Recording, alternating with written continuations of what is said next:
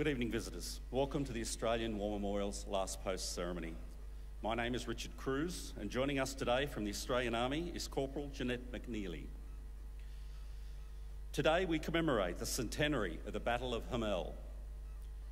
In the early morning of the 4th of July, 1918, 100 years ago today, 3 Australian infantry brigades, along with a British tank brigade and supporting artillery fire, captured the village of La Hamel in northern France.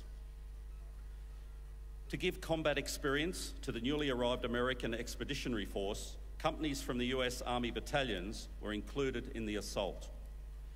The date of the attack, American Independence Day, was chosen to mark the first time American doughboys joined the Australian diggers in battle.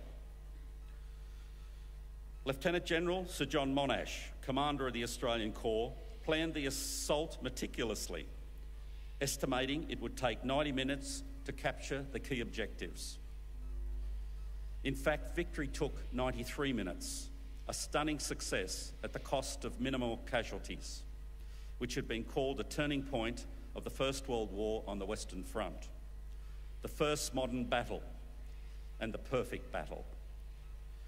While small in scale, Monash's coordinated use of tanks, artillery, infantry and aircraft at Hamel provided a model for later offensives which overwhelmed the German frontline defences and led to the Allied victory of November 1918. This afternoon, as we hear the story of an Australian soldier whose name appears on the Roll of Honour, we remember the first battle for Hamel. We pay our respects to the men and women commemorated here on the Roll of Honour, and to the survivors who returned home.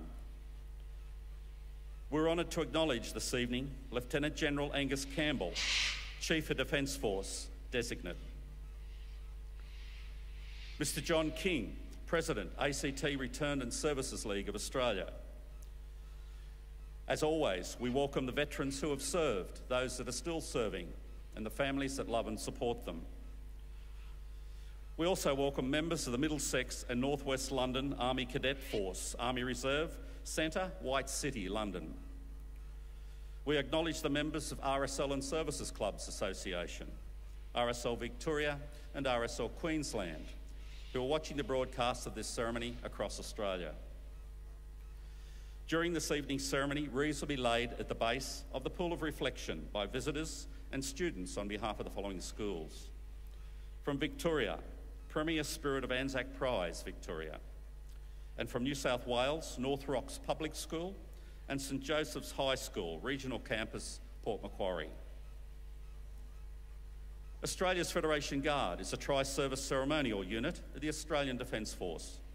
They provide a ceremonial presence at civil and military events and during visits to Australia by foreign dignitaries. The Guard will now dismount the catapult party from the tomb of the unknown Australian soldier within the Hall of Memory.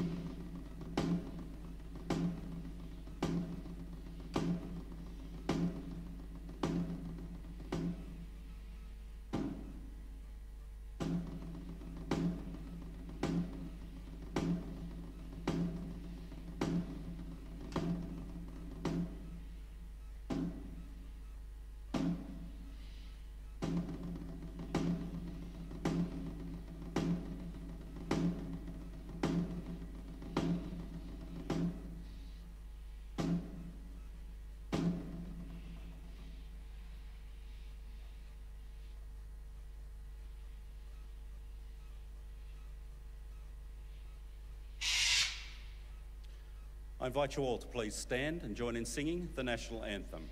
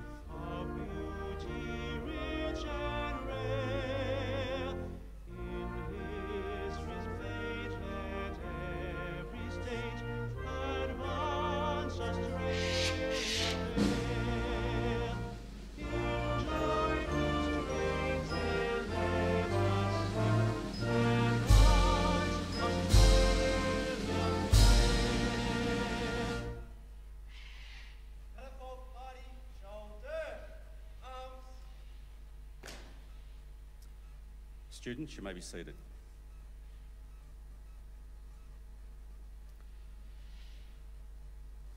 The Australian War Memorial was the vision of Charles Bean, Australia's First World War official historian. Bean landed with the Australian troops on Gallipoli and stayed with them at the front through to the end of the war. The idea of this national memorial and museum came to him at Pozières, France, in the depths of the bloody fighting of 1916. Bean's idea was that this would be a place where families and friends could mourn loved ones buried in faraway places. It would also be a place that could help all Australians understand what these men and women had endured and what they had done for us. Bean's vision, to which we remain true, is best expressed as inscribed in the entrance to the memorial's galleries. Here is their spirit, in the heart of the land they loved, and here we guard the record which they themselves made. Tonight we'll read the story behind just one of those on the Roll of Honour, which lists the names of more than 102,000 men and women who have given their lives for us in war and operations over more than a century. But first we present a lament, Flowers of the Forest. Wreaths and floral tributes will now be laid at the base of the Pool of Reflection.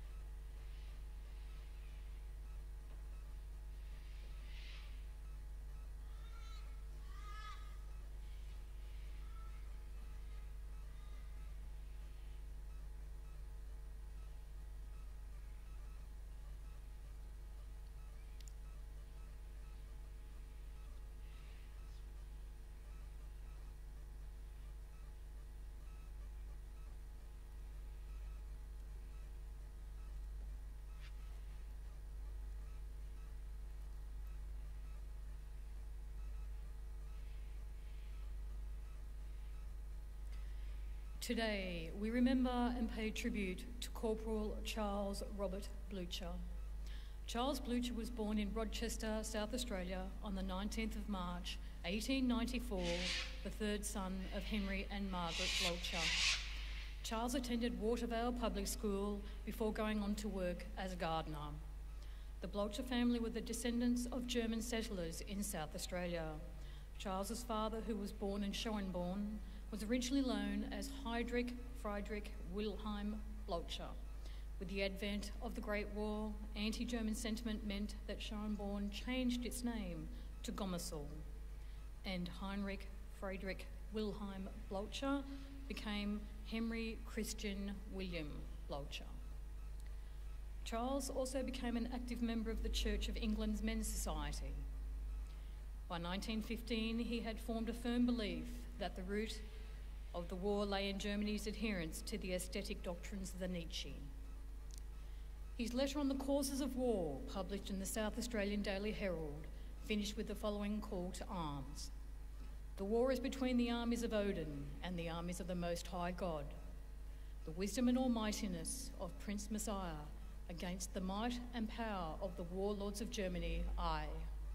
To arms, ye who would serve your God, your country, and preserve your freedom.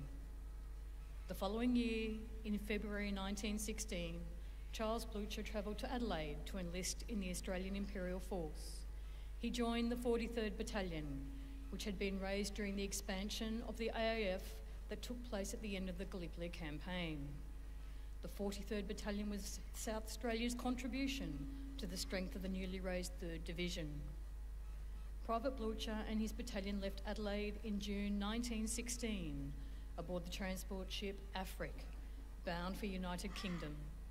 Sailing via Egypt, the men of the battalion undertook further training on the Salisbury Plain before being sent to France in late 1916.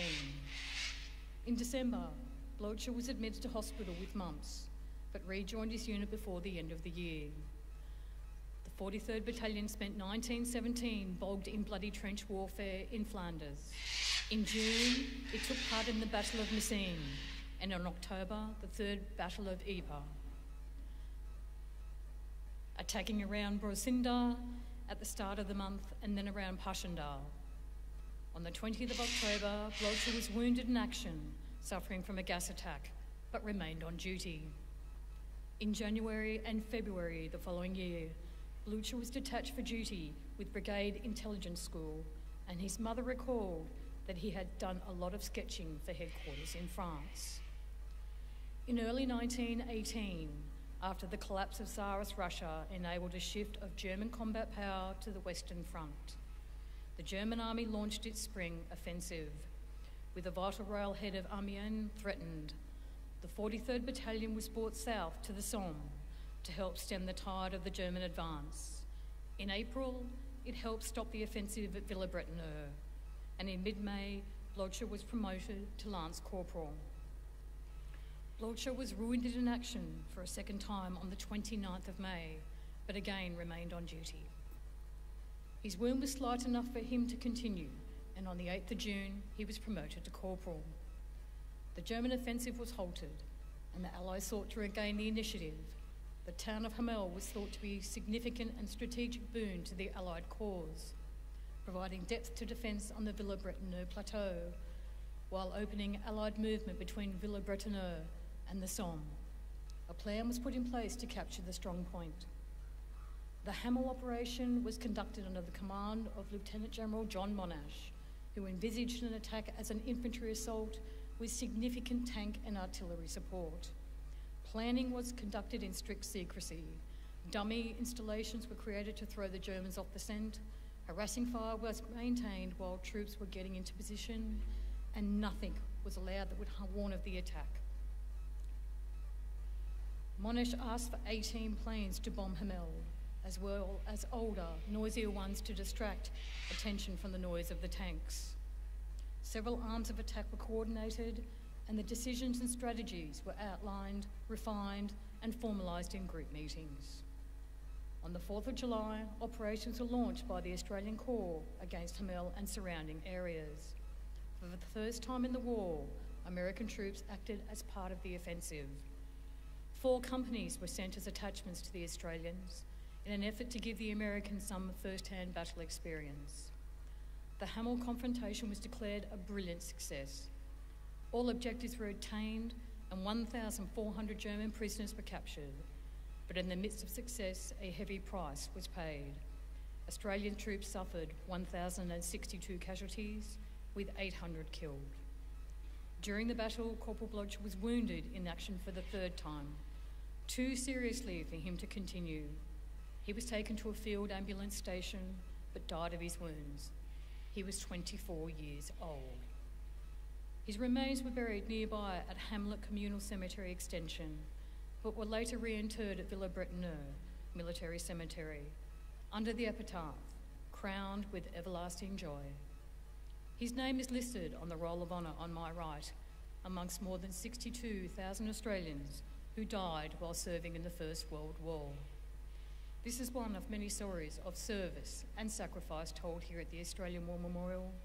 We now remember Corporal Charles Robert Blucher, who gave his life for us, for our freedoms, and in the hope of a better world.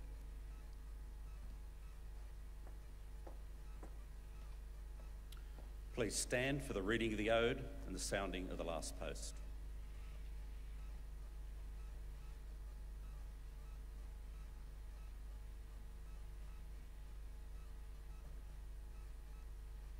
They shall grow not old, as we that are left grow old. Age shall not weary them, nor the years condemn. At the going down of the sun, and in the morning, we will remember them. We will remember them. Party, present. Arms.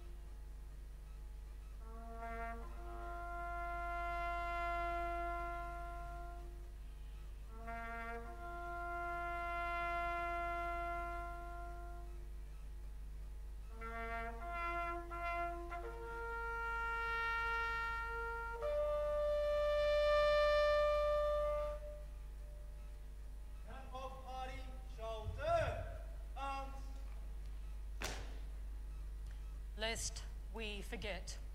Lest we forget.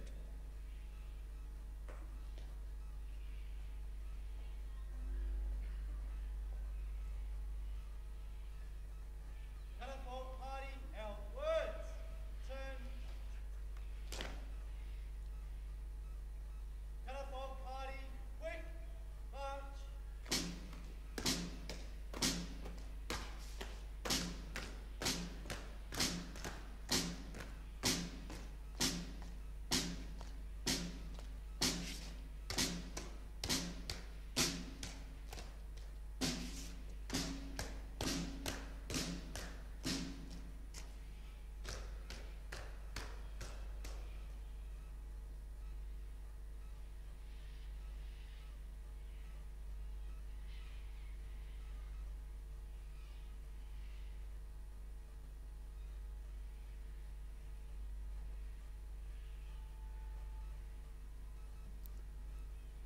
We leave you this evening with the words of the memorial's founder, Charles Bean. Many a man lying out there at Pozières or in the low scrub at Gallipoli with his poor, tired senses barely working through the fever of his brain has thought in his last moments, well, it's over. But in Australia, they will be proud of this. Ladies and gentlemen, girls and boys, that concludes this evening's last post ceremony. We thank you for visiting the Australian War Memorial and wish you all a very good evening. Thank you.